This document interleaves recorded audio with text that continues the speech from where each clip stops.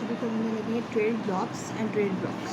ठीक है, तो ये ट्रेड ब्लॉक्स जो है इनका दूसरा नाम होता है ट्रेड एम्बार्गोज।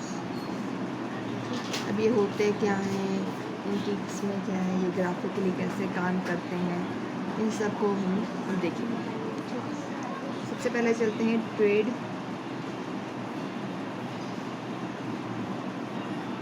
ब्लॉक्स की जाने। ठीक है, ट्रेड ब्लॉक्स क्या होता है कि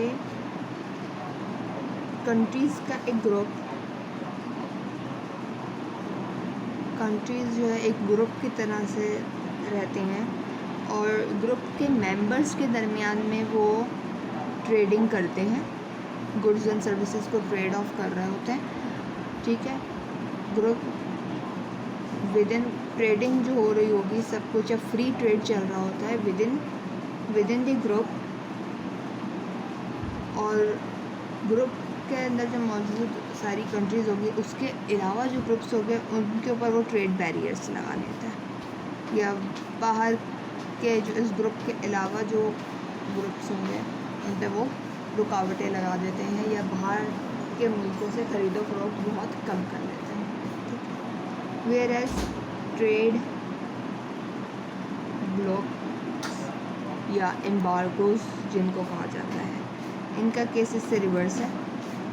ये कंट्रीज़ का जो ग्रुप एक होता है जो आपस में ट्रेड नहीं करता या ट्रेड बैरियर्स लगा के रखता है। ठीक है, मगर इस ग्रुप के अलावा जो होंगे, यानी कि आउट ऑफ द ग्रुप, ये सबसे फ्री ट्रेड कर रहे हैं।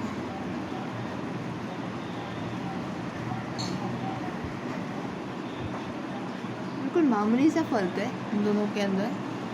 ठीक है,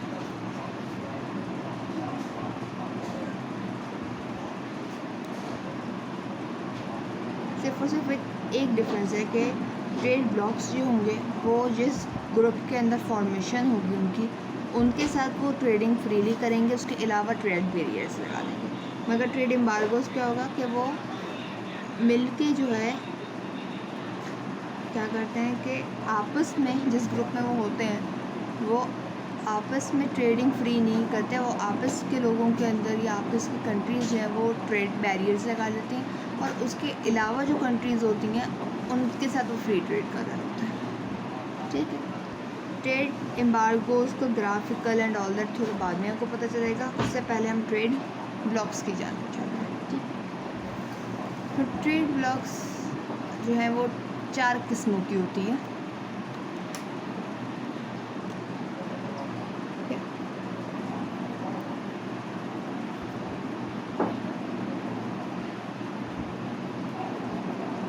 ट्रेड ब्लॉक्स जब बेसिकली 4 किस्मों की होती है, जिसमें सबसे पहला आता है फ्री ट्रेड।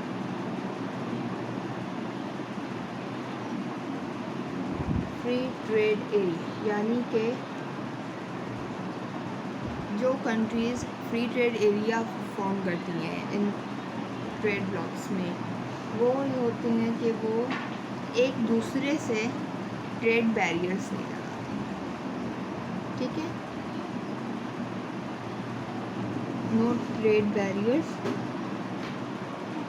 फॉर ग्रुप या ब्लॉक मेंबर्स, बाकी उनसे वो लगा के रखेंगे। ठीक है, दूसरी कहलाती है कस्टम यूनियन।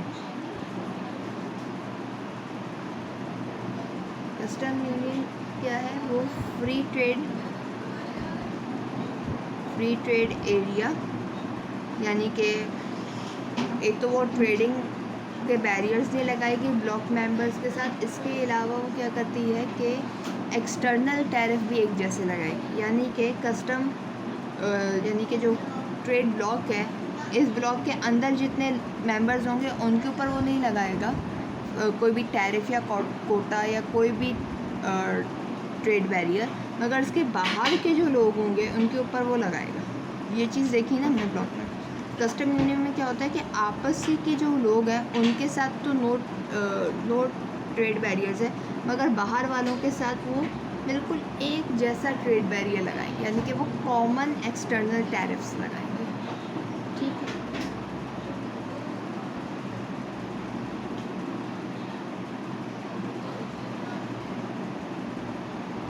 इसके बाद आता है आपके पास कॉमन मार्केट। ठीक है, यानी कि जो अपना कैपिटल एंड लेबर है या फैक्टर ऑफ प्रोडक्शन है, उनकी फ्री मूवमेंट्स अलाउ हैं with in the block members country. ठीक है, तो ये अब क्या होगा, इन दोनों के अंदर ऐड होके आएगा ये free trade plus common external tariff plus common external tariff plus free movement of factor of productions. अब फैक्टर ऑफ प्रोडक्शन में आपके लैंड, लेबर, कैपिटल, एंटरप्रेन्योर, ठीक है, ये सब आएगा। तो अब free movement of factor production यानी कि जो ब्लॉक मेंबर्स के अंदर 4 लोग हैं, ठीक है, फॉर एग्जांपल 4 कंट्री से A, B, C, D, तो D का जो लेबर है वो A पे भी जा सकता है, B पे भी जा सकता है, C पे भी जा सकता है। इसी तरीके से A का जो लेबर है वो D में भी जाएगा, B में भी जाएगा, C में भी मूव होगा। इसी तरीके से बाकी कंट्रीज का भी, यानी कि फैक्टर ऑफ प्रोडक्शन जो है वो कहीं पे भी मूव कर सकता है फ्रीली। ठीक है, लास्ट इकोनॉमिक यूनियन यानी याराने की हदूद। ठीक है, अब ये याराने की हदूद है, यानी कि economic union the 4th one. ठीक है, इसके अंदर पहले 3 तो आपके पास होंगे, यानी कि फ्री ट्रेड, ठीक है, कॉमन एक्सटर्नल टैरिफ,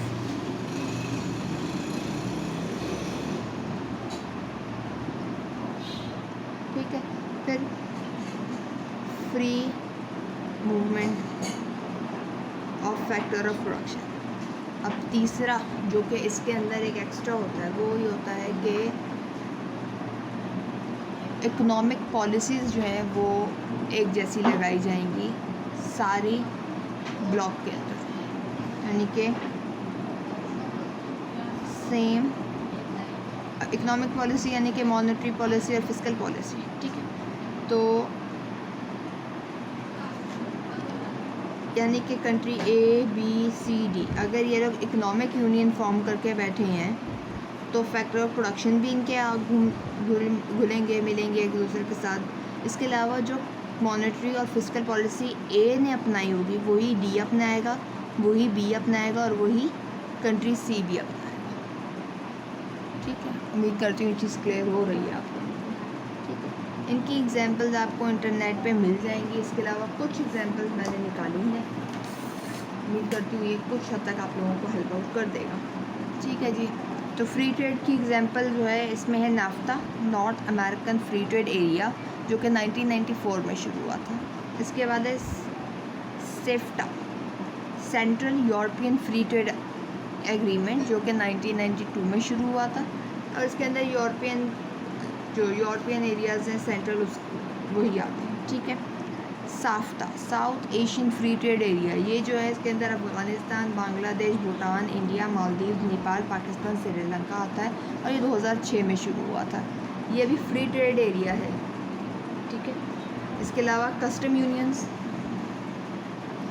ठीक है, कस्टम यूनियंस का मैंने आपको बताया था कि फ्री ट्रेड एरिया और कॉमन एक्सटर्नल टैरिफ्स की खसूसियात होती हैं। ठीक है, तो कैन बेसिकली जिसको इंडियन कम्युनिटी कहा जाता है, इसको कैन जो है किसी और ज़ुबान के लफ्ज़ को जो है उन्होंने शॉर्ट करके एब्रीविएशन की। ये 1969 में शुरू हुआ था।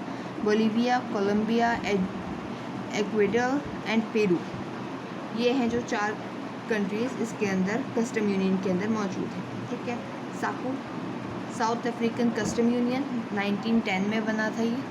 ठीक है, Botswana, Eswatini, Lesotho, Namibia and South Africa. ठीक है, ये हैं इसके अंदर 5 मेंबर्स इस कस्टम यूनियन के अंदर। ठीक है, और कस्टम यूनियन की last European union custom union है कि EUCU, ठीक है। ये 27 यूरोपियन यूनियन के मेंबर्स को, UK को उन्होंने ट्रांजिशनल अरेंजमेंट्स के लिए, और उसके अलावा एंडोरो, मोनाको, सैन मरीनो एंड तुर्की, ये 27 EU के मेंबर्स, एक UK यानी कि 28, 29, 30, 31, 32, तो इसके अंदर है 32 मेंबर्स, ठीक है। इकोनॉमिक यूनियन जो है, कॉमन मार्केट की एग्जांपल्स भी हैं। जो हमारा यूरोपियन यूनियन है वो अब कॉमन मार्केट बन चुका है, ठीक है। इसके अलावा कॉमन मार्केट वो बन जाए, इकोनॉमिक यूनियन बनने की तरफ जो है उसने अपने कदम बढ़ा दिए यूरोपियन यूनियन में, ठीक है। अब ये ट्रेड की जो एक किस्म की डिस्क्रिमिनेशन है, क्या ये सही है या गलत है? तो बेसिकली ट्रेड ब्लॉक्स में होता क्या है, अगर मैं आपको एक एग्जांपल के थ्रू एक्सप्लेन कर सकूँ। Country A, B and C, ठीक है। हम फॉर एग्जांपल किसी भी एक गुड की बात कर लेते हैं, किसी भी गुड की ले लेते हैं। फॉर एग्जांपल हम बाइक्स ले लेते हैं, चलें, ठीक है। बाइक्स है, मोटर बाइक्स नहीं, बाइक्स सिंपल। तो फॉर एग्जांपल कंट्री A जो है वो इम्पोर्टर है इसका, बाइक्स का, और B और C दोनों के दोनों एक्सपोर्टर हैं, ठीक है। As compare to B, C की प्राइस ऑफ बाइक्स जो है वो कम है और इसकी ज़्यादा है, ठीक है। तो अगर ऐसा कोई कस्टम यूनियन या ट्रेड ब्लॉक नहीं बना है तो ऑफ कोर्स कंट्री A जो है कंट्री C से बाइक्स को इंपोर्ट करेगी। अगर क्या हो जाए, अगर ये जो है एक कस्टम यूनियन या ट्रेड ब्लॉक बन जाए, चलो कस्टम यूनियन पे नहीं जाते, ट्रेड ब्लॉक सिंपल बोलते हैं इसको। ट्रेड ब्लॉक के अंदर कंट्री A और कंट्री B एक हो जाए तो फिर कंट्री A इन्फोर्स हो जाएगा कि वो कंट्री C को छोड़ के कंट्री B से ख़रीदारी करे, ठीक है। तो इस तरीके से कंट्री A को तो नुकसान है क्योंकि उसको एक्स्ट्रा कॉस्ट देनी पड़ेगी, और कंट्री B के लिए फ़ायदा है क्योंकि अब उसकी गुड जो कि पहले एक पहचान नहीं बन पा रही थी कि प्राइस ज़्यादा होने की वजह से, अब उसकी वो गुड्स खरीदी जा रही है, ठीक है। तो ट्रेड डिस्क्रिमिनेशन एक हद तक गुड भी है, एक हद तक बैड भी है, ठीक है। इसके मज़ीद पॉइंट्स अवेलेबल होंगे, इंटरनेट पे भी होंगे, सब होंगे, मगर फ़िलहाल इससे अच्छी एग्जांपल मैं आपको नहीं दे सकती। अब इसके अलावा इसके अंदर और क्या चीज़ें आती हैं, बेसिक थ्योरी जो ट्रेड ब्लॉक्स की है उसके अंदर trade creation and trade diversion आती है, ठीक है। वो मैं आपको नेक्स्ट वीडियो के अंदर एक्सप्लेन करती हूँ इंशाल्लाह। और कोई कन्फ्यूजन होगी इसमें तो आप लोग ज़रूर पूछिएगा, आप लोगों की मदद करके मुझे बहुत अच्छा लगेगा। शुक्रिया।